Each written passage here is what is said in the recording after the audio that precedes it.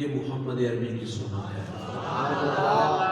بہنیں بھائیوں کے دروازے پر آتی ہیں تو بھائی خالی ہاتھ نہیں بیٹھتے۔ اچھا بعض بات ہوتا ہے یہ ہم سمجھتے ہیں ہماری بہن جہاں اس کا نکاح ہوا ہے یہ لاکھوں میں نہیں کروڑوں میں ہے، میرا 500,000 اس کی کیا حیثیت ہوگا؟ لیکن آپ کو پتہ نہیں یار، جب وہ 500,000 لے کے سسرال جاتی ہے نا، جا کے شوہر کو ساس کو دکھاتی ہے اور فخر سے بتاتی ہے اے میرے بڑے بھرا نے دیتے ہیں، اے میرے چھوٹے بھائی نے دیتے ہیں۔ چھوٹی چھوٹی خوشیاں دیا کرو یار، اور بڑی بڑی خوشیاں بھی نصیب ہوتی ہیں۔ جب چھوٹی چھوٹی خوشیوں کو نظر انداز کرو گے، جس کا انتظار کرو بعض وہ بھی نہیں ہمیں ملتا۔ تو بہنوں کو عزت دیا کرو، بہنوں کی خدمت کیا کرو۔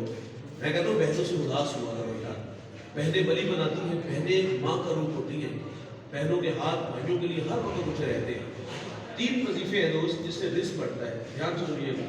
میرے نبی کی خدمت میں ایک صحابی نے آ کے عرض کیا حضور غربت ہے کہ وظیفہ ارشاد فرمائے، فرمایا گھر والوں کو سلام دو اور ایک دفعہ سورہ اخلاص پڑھ دینا۔ وہ صحابی کہتے ہیں میں بھی امیر ہوا اس وظیفے کی برکت سے، میرے ہمسائے بھی امیر ہوئے۔ دوسرا وظیفہ سنیے گا، کھانا کھلانے سے رزق بڑھتا ہے۔ کھانا کھلانے سے روزانہ کھلایا کرو، اگر روزانہ نہیں کھلا سکتے ہفتے میں ایک دفعہ کھلا دیا کرو، ہفتے میں ایک دفعہ نہیں کھلا سکتے تو مہینے میں ایک دفعہ کھلایا کرو، لیکن کھانا کھلاتے ہوئے عزت نفس کا خیال ضرور رکھیے گا۔ یہ جو ترغیب اور تذلیل ہے نا، ان میں فرق ضرور رکھیے گا۔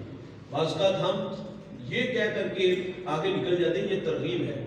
بھائی جان یہ کیسی ترغیب ہے کہ ایک آٹے کا تھیلا اور 500 کا نوٹ اور 10 بندے ساتھ کھڑے ہو کے اسے پیش کر رہے ہیں اور سامنے 10 بندے تصویریں بنا رہے ہیں اور اس کی نگاہیں جھکی ہوئی ہیں، وہ خدا سے نہ جانے کیا کہہ رہا ہوتا ہے مالک، یہ لوگ مجھے ذلیل کر کے 500 روپیہ دے رہے ہیں۔ بھائی جان تذلیل اور ترغیب میں بڑا فرق ہے۔ اعلانیہ جائز ہے جب ترغیب دلانا مقصود ہو، یہاں ترغیب کون سی ہے؟ یہاں تو ہم ذلیل کر رہے ہیں اس کو۔ میرے نبی نے جب غزوہ تبوک کے موقع پر فرنٹ کا اعلان کیا نا، یہ ترغیب دیکھیے گا، حضور نے اعلان کیا تو ہر ایک نے اپنی اپنی استطاعت کے مطابق دیا، لیکن جب ابو بکر کی باری آئی نا، ٹاٹ کا خرقہ پہنا کانٹوں کے تک میں لگائے، حضور کی خدمت میں حاضر ہو گئے۔ اور بھائی یہ ادا اللہ کو اتنی پسند آئی، اللہ نے جبریل علیہ السلام کو حکم دیا کہ میرے محبوب کی چوکھٹ پہ حاضر ہو جاؤ، لیکن فرمایا جانا اس طرح جس طرح ابو بکر گئے ہیں، خرقہ پہنو کانٹوں کے تک میں لگاؤ۔ جب جبریل حاضر خدمت ہوئے تو میرے نبی فرماتے جبریل آج کس ادا میں آگے؟ عرض کیا آج کی ادا جو ابو بکر نے اپنائی ہے وہ اللہ کو بڑی پسند آئی ہے۔ سبحان اللہ۔ بھائی جان تن کا لباس بھی دے دیا، بوریے کا لباس پہن کے دیوار سے ہاتھ مار کر دیکھتے ہیں کہ کچھ سوئی تو نہیں باقی رہ گئی، یہ ہے ترغیب۔ اور پھر خفیہ دیکھیے گا بھائی، حضرت عمر رضی اللہ تعالیٰ عنہ فرماتے ہیں میں سیدنا صدیق اکبر سے ملنے گیا تو وہاں ایک رجسٹر پڑا تھا جس پہ کچھ نام تھے بیوہ کے، یتیماں کے، مساکین کے۔ ایک جگہ پہ بیوہ کا نام تھا اور ساتھ خدمت گزار کا نام نہیں تھا۔ فرماتے میں نے اپنا نام لکھ دیا۔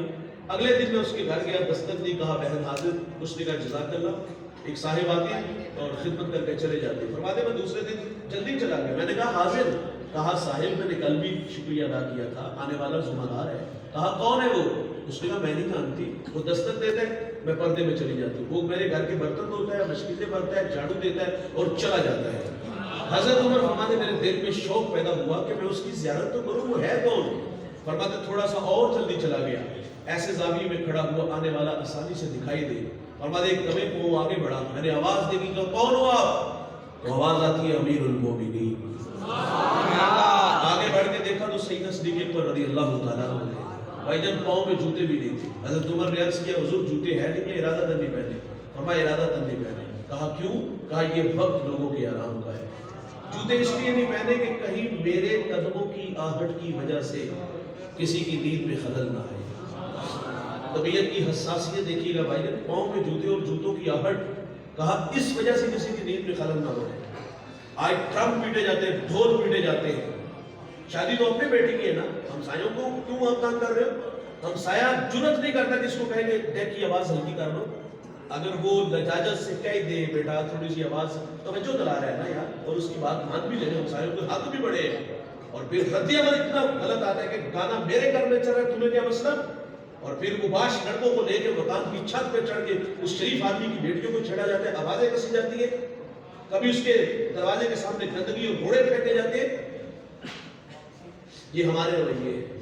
اور سیدنا صدیق اکبر رات کو آئے، پاؤں میں جوتے نہیں پہنے، کیوں نہیں پہنے؟ یہ وقت لوگوں کے آرام کا ہے۔ اور دوسرا پہلو دیکھیے گا کتنا خوبصورت ہے، رات کے اس وقت میں آئے جس وقت میں اللہ کے علاوہ انہیں کوئی بھی نہیں دیکھ رہا۔ ویسے ہمارے ہاں نیکی کا تصور یہ ہے نیکی وہ ہوتی ہے جو دکھائی دے، صرف دکھائی نہ دے، اس کا شور بھی سنائی دے۔ ہمارا کہنا دوست کچھ نیکی گمنام کرنی چاہیے، اور گمنام نیکی جنازے میں آئے، اور گمنام نیکی جنازے میں آ کے شور مچائے، یہ کھانا کھلاتا تھا، یہ لباس پہناتا تھا، یہ ہمارے گھر میں راشن ڈالتا تھا۔ بھائی جان لالا موسیٰ میں شور بچے، ہم نے تو فیس بک پہ اس کا کوئی اشتہار نہیں دیکھا تھا۔ آپ کے پاس ایسی 100 نیکیاں ہوگی، جنت میں جانے سے آپ کو کوئی بھی نہیں روک سکے۔ واسف علی واسف نے ادارہ بنایا، کسی کو فیس معاف کر رہے، کسی کو یونیفارم پیسے دے رہے، کسی کو کتابیں دے رہے، کہا کہ یہ کیا کر رہے ہو؟ تو آپ فرماتے ہیں میں اپنے جنازے کے لیے بندے اکٹھے کر رہا ہوں۔ تو بھائی کچھ جنازے کے لیے بھی تو لوگ اکٹھے کرنے چاہیے نا۔ گمنام نیکی کرو، کھانا کھلاتے ہوئے عزت نفس کا خیال ضرور رکھا جائے۔ کھانا کھلانے سے، اور ایسا کھانا جس میں لوگوں کو دکھایا جائے، لاکھوں کروڑوں کی سخاوت بھی ہوئی نا تو اللہ قبول نہیں کرے گا۔ دوسرا وظیفہ کھانا کھلانے سے کچھ پڑتا ہے، اور صوفیاء نے لکھا ہے تیسرا وظیفہ جو اپنی بہنوں کی خدمت کرتے ہیں، جو اپنی بہنوں کی جوڑیاں بھرتے ہیں، اللہ ان کے رزق میں کبھی بے برکتی نہیں آنے دیتا۔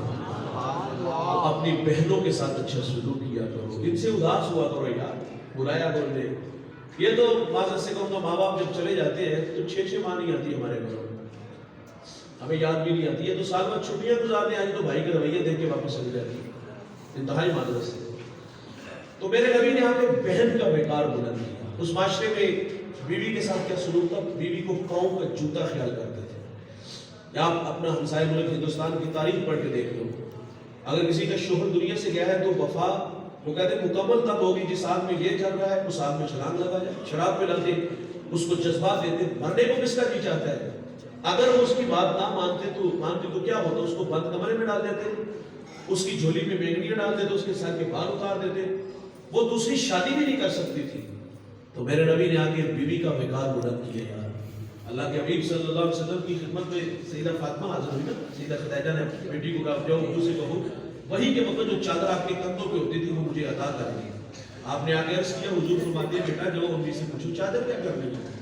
آپ گھر آئی تو حضور بھی تشریف لے آئے، فرمایا خدیجہ خیریت ہے؟ عرض کی حضور بطور برکت کفن کے لیے ساتھ لے جانا چاہتی ہوں۔ میرے نبی فرماتے آپ چادر مانگ رہی ہو، اگر میں محمد کے جسم کی جلد مانگتی میں تمہیں وہ بھی عطا کر دیتا ہوں۔ سبحان اللہ۔ بیوی کو عزت عطا فرمائی۔ حضرت عائشہ رضی اللہ تعالیٰ عنہ پانی نوش فرما رہی ہے، فرمایا اس میں سے کچھ بچا لینا، انہوں نے بچا لیا۔ میرے نبی فرماتے عائشہ یہ بتائی کہ آپ نے کہاں ہونٹ رکھ کے پانی پیا؟ عرض کیا حضور یہاں ہونٹ رکھ کے، میرے محمد وہی اللہ رکھ کے پانی پیا۔ سبحان اللہ۔ حضور نے بیوی کو عزت عطا فرمائی۔ اس معاشرے میں ماں کے ساتھ کیا سلوک تھا؟ ماں ترکے میں بٹ رہی تھی، ماں منڈیوں میں بک رہی تھی۔ عکاس کی منڈی میں 3 بیٹوں نے اپنی سگی ماں کو 900 دراہم میں بیچ دیا تھا۔ یہ ماں کے ساتھ سلوک تھا۔ اور باپ کے ساتھ کیا سلوک تھا؟ ایک بہت بڑا فلسفی اپنے باپ کو زد و کوب کر رہا ہے۔ سوال کیا کہ اس کا جرم کیا ہے؟ وہ کہتا ہے اسی لائق ہے کہ اس کو مارا جائے، میں عالم بالا میں تھا، اس نے مجھے عالم اسفل میں دھکیل دیا، اب اسی لائق ہے اس کو مارا جائے۔ ابو علا مورہ بہت بڑا دانشور ہے، مرنے لگا تو کسی نے کہا جب تم مر جائے تو ہم تیری قبر کے کتبے پر کیا لکھیں؟ اس نے کہا میری قبر کے کتبے پہ لکھنا یہ وہ ہے جس کو اس کے والدین نے جنم دیا، لیکن یہ غلطی اس نے نہیں کی، اس نے شادی نہیں کی تھی، اس کے بیوی بچے تھے، وہ ماں باپ کو مجرم قرار ٹھہراتے تھے، باپ کو زد و کوب کیا جاتا تھا۔ میرے نبی تشریف لاتے ہیں اور ارشاد فرماتے ہیں اللہ کی رضا والد کی رضا میں ہے، اللہ کی ناراضگی والد کی ناراضگی میں ہے۔ اور بھائی ماں ترکے میں بٹی، ماں منڈیوں میں بکی، میرے نبی تشریف لاتے ہیں جنت کو کھینچ کے ماں کے قدموں تلے رکھ دیتے ہیں۔ اور پھر عملہ رسول اللہ صلی اللہ علیہ وسلم نے مخاطب کر کے بتایا، مصلی امامت میں کھڑے ہیں اور تا حد نظر اصحاب ہیں، حضور کی آنکھوں میں آنسو آ گئے، حضور کو ماں یاد آ گئی۔ بھائی جان یہ مکی دور نہیں، یہ مدنی دور ہے، یہاں آداب کی عید اتر چکی، یہاں صحابہ کتار نہ کتار کھڑے ہیں۔ یار جس نے دکھوں کا دور دیکھا ہو نا، خوشحالی ہے کہ انسان آرزو ضرور کرتا ہے کاش کہ آج میرے ماں باپ ہوتے تو میرے سر پر عزت کی دستار دیکھتے۔ میں اور آپ اپنا ماضی پلٹ کے دیکھیں تو خود کو غربت کی لکیر میں دیکھتے، ایک وقت کا ہوتا تھا، ایک وقت کا ہوتے ہی نہیں تھا، اچار سے روٹی کھا لیتے تھے، گنڈے سے کھا لیتے تھے، گڑ سے کھا لیتے تھے، یار لسی میں نمک مرچ ڈال کر اس سے کھا لیتے تھے۔ وہ کسی نے فقیر سے پوچھا نا بابا جی سب سے مزیدار چیز کون سی ہوتی ہے؟ دوسرے کہا تھا پتر کو خود دی ہے، وہ بھوک کا زمانہ آتا ہے یار، لیکن آج دسترخوان پہ انواع و اقسام کے کھانے بھر ہیں، آرزو بھی مچلتی کاش اماں جی ہوتے، ابا جی ہوتے، یہ بہار بھی دیکھتے۔ اور بھائی کبھی کوئی گلی محلے میں نہیں جانتا تھا، رشتہ دار بھی نہیں پہچانتے تھے، ویسے بھی غریب کا رشتہ دار ہوتے ہی کوئی نہیں، غریب تو کسی کو کال کر لے تو نواب کا بیٹا کال نہ ریسیو کر دو، کہیں قرض نہ مانگ لے، قرض دے دیے تو واپس کیسے کرے گا؟